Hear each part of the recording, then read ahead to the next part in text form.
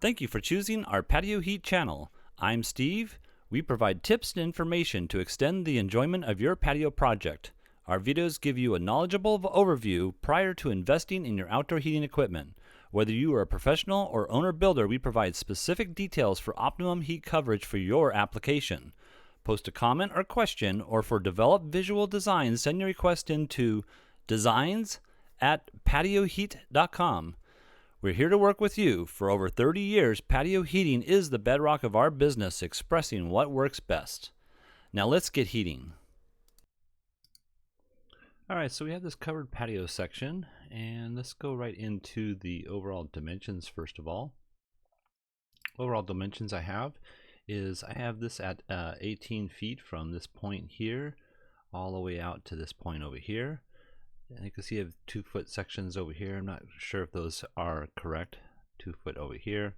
And then also 14'6" from this inner wall here to outside edge. I have the ceiling height at 9'6" off the finished floor. And there's a section over here that's 11 inches deep, as well as this section over here, that's the inside portion over here, at 17'4" from this point here to this point here. And also here we have 13'10" from here to the inside edge over here. I have these lights positioned, I believe I had them at like 36 inches from the outside edge on all 4 sides. So you can see here from the center point, 11'4" center to center on each light. And then also 7'10" from center point here to center point here, 3 feet in, 3 feet in, and 3 feet in from the edge, like I said before. And I think that's pretty much about it. I put this at 12 foot, this wall over here. And then you can see that there are 2 sliding doors, one that goes left here, one that goes right over here. And that's pretty much about it. Yeah, let's go ahead and look at what we could do. All right.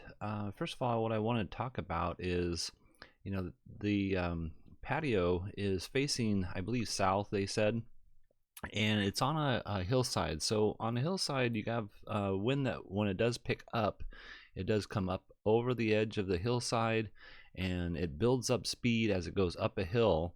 And so the wind speed could be quite high on something like this. So the most important thing is to use the right piece of equipment.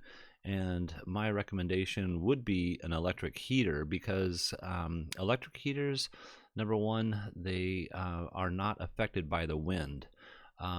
This particular client did mention that they have a wind block or a screen block that comes out on the outer edge over here, and it's a very highly built, strong built wind block, and so that really helps out. But like I said, the electric heaters are not affected by the wind as far as the output of the heater itself, where a gas heater, the flames do blow around when the wind picks up speed, and so their efficiency isn't as high on an application like this. Now, I do like gas heaters, but it would be much beneficial for electric heaters in this application. All right, they did ask about placing what's known as a flush mount unit. Let me go ahead and just turn this shadow off for right now. And I would like to first of all look at what would be possible. So we're not sure about where the ceiling joist goes, so I want to go ahead and take this top off for a second.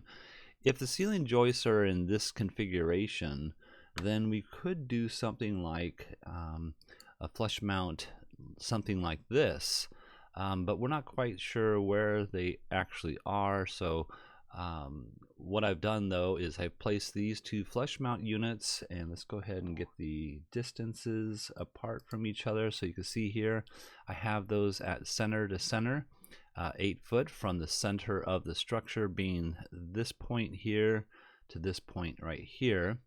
And then you can see that the center point of the heater itself is at 6'11". From there, 6'11" from this inside edge. And this would be an excellent application. Let's go ahead and place the ceiling back on here, and you can see that it would be a very nice appearance as far as the visual aspect of the heater is concerned. If we were inside the residence itself, we could see that the heaters would not be in a position where they would show very much. And I'm going to turn off this distance right now, and also I'm going to turn off the ray for a second here, just so you can see that, you know, the ray isn't visually visual to the human eye, so you would not see the ray. But what I like to do is I like to show what that footprint of heat is. But in any case, you know, seen from this distance here, I think this would look very well. Now, if you could, I know this ceiling is already existing, so if you could, though, it would be much more appearance-wise if you could move this up. This is, say, above the stucco finish ceiling, and I'm just going to place it 1/2 inch for right now, just so you can see this. But if you could get the frame above the stucco, you know, finish, it would look a little bit better, I think, than this. But you know, still, this would look better than the other option I'm going to show you here in just a minute. Now, not knowing where the light fixtures are, I'm assuming that they're going to be close and that this would work out just fine. And let's go ahead and talk about that footprint of heat. Now, the seating position that they have is, you know, casual seating positions. Now, this sofas that I have here, they're not the exact size of what they have. I notice a little bit more space behind this and a little bit more space over here. So I think that this footprint of heat with the heater mounted on the ceiling would be very good. It's going to be about I would say about 11.5 feet wide this direction here. You can see that it's made for just a little bit higher of an application. Just 6 inches is really what it is. If I was to show here, you can see that that ray footprint would go a little bit wider if it was a little bit higher up. But in any case, this would be good because it has nice overlapping rays here. And yeah, this is a 6,000 watt unit, and it would be good to also have it at with a control system where you can dim the system down and up as you see fit for your particular day in use. Let's go ahead and look at the other option. Oh, and I should also mention, let me just go ahead and take this lid off here. And if the ceiling joists are in the opposite direction and you still want to actually do this, this is, you know, I'm just going to kind of show this really quickly here. I'm going to pop that on and just grab these two items, and let's go ahead and move that. So let's just say that it's in this configuration. Now, this is not going to be exact because it'll take a little bit of extra time, but it could look, or fit, I should say, very well in this configuration here if the beams are, you know, in this orientation of the patio. Now you can see that these are not, you know, exact dimensions here right now, but you can see that the footprint of heat would be very good. I would probably want it a little bit off center to really make it, you know, heated properly on the outer edge over here. But you know, visually, you know, the heater would look better if it was centered in the patio itself. So that's something just to think about if those ceiling joists are in the opposite direction. I'm going to go ahead and move them back to where they were, just for purposes of keeping this file correctly here.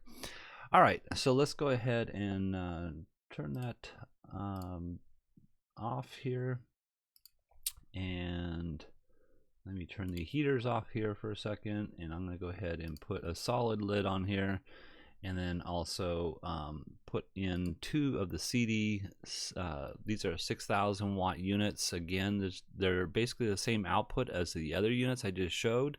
However, they're surface mounted, and I believe I have those at about 8 foot center to center as well, and also centered within this span from this wall here to the inside edge here. I think that's about it. The only thing I'm not particularly 100% satisfied is that because the heater itself is, you know, about 9.5 inches lower than the ceiling mount, the flush mount, or excuse me, the ray itself is not overlapping as well. So you might want to, you know, move the heater so that they're 7 foot apart.